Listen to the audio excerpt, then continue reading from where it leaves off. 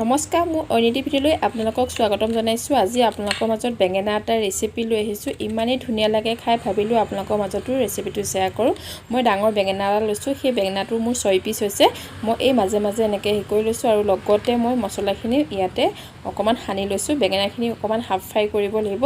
আৰু এইফালে বাতিটোত মই জলকীয়া গুড়া, ধনিয়া গুড়া, জলকীয়া গুড়া আৰু জিৰাটো লৈছোঁ, নিমখ, হালধি আৰু আপোনালোকে যিকোনো মছলা ইউজ কৰিব পাৰে। মই এইকেইটাই লৈছোঁ আৰু লগতে মই মিঠাতেল অকণো এড কৰি দিছোঁ। পানী দি পেলাই মই এইটো পেষ্ট বনাই লৈছোঁ। আৰু মই এইফালে পিঁয়াজ, আদা, নহৰু, জলকীয়া আৰু ধনিয়া দি একেলগতে মই এটা পেষ্ট বনাই ল'ম।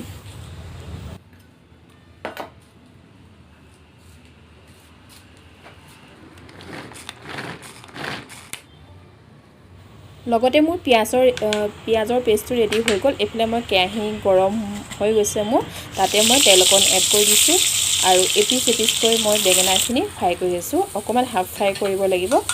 এইখিনি ফ্ৰাই হোৱাৰ পিছত মই এতিয়া ৰেচিপিটো বনাবলৈ ষ্টাৰ্ট কৰিম। ভিডিঅ'টো সম্পূৰ্ণকৈ চাব বুলি আশা কৰিছোঁ। বেঙেনা কেইপিচ মোৰ ফ্ৰাই কৰা হৈ গৈছে, সেইকাৰণে মই ৰাখি দিছোঁ। আৰু এইফালে মই তেল অকণমান এড কৰি দিছোঁ। তাতে মই তেজপাত দি দিছোঁ আৰু যোনখিনি পেষ্ট আছিলে মছলা, সেইখিনি পেষ্ট এড কৰি দিছোঁ। আদা, নহৰু, পিঁয়াজখিনি মই ইয়াতে এড কৰি দিছোঁ। সেইখিনি পিঁয়াজ মই যেতিয়ালৈকে ৰঙা নহয় তেতিয়ালৈকে মই ভাজি থাকিম 2-3 মিনিটৰ কাৰণে।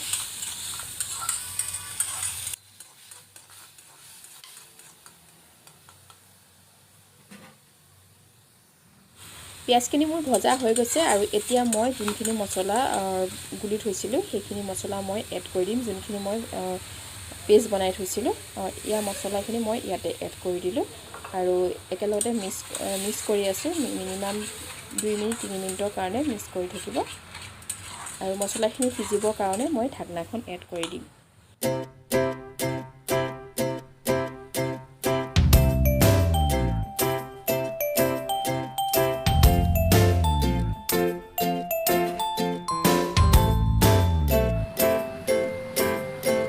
মছলাখিনি মোৰ ধুনীয়াকৈ সিজি গৈছে।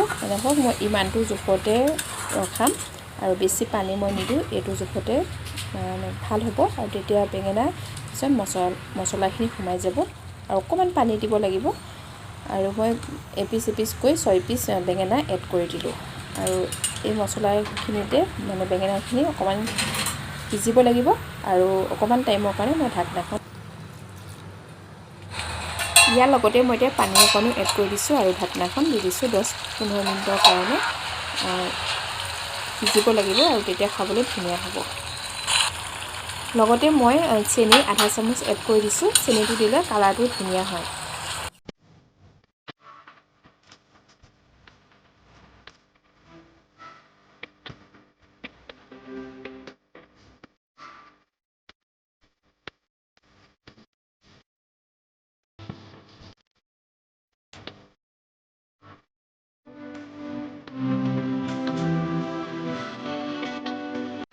মোটামুটি মোৰ বনোৱা হৈছে। ইয়াতে মই ধনিয়া এড কৰি দিছোঁ।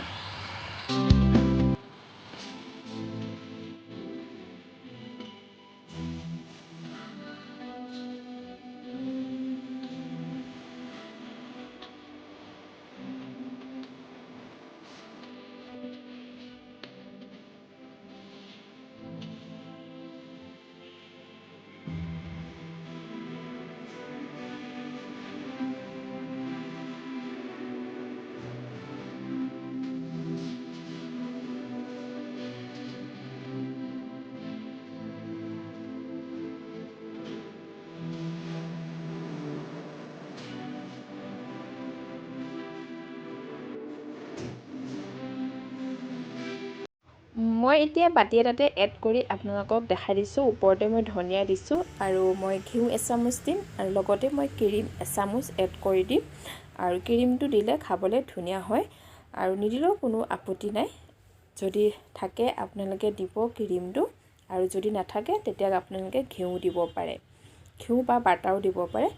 বন্ধু বান্ধৱীসকল, ভিডিঅ'টো চাই কেনেকুৱা লাগিলে? যদি ভাল লাগিলে লাইক কৰিব, কমেণ্ট কৰিব, শ্বেয়াৰ কৰিব আৰু ছাবস্ক্ৰাইব কৰিবলৈ নাপাহৰিব। নেক্সট ভিডিঅ'ত লগ পাই আছোঁ। ভিডিঅ'টো সম্পূৰ্ণকৈ চোৱাৰ কাৰণে বহুত ধন্যবাদ।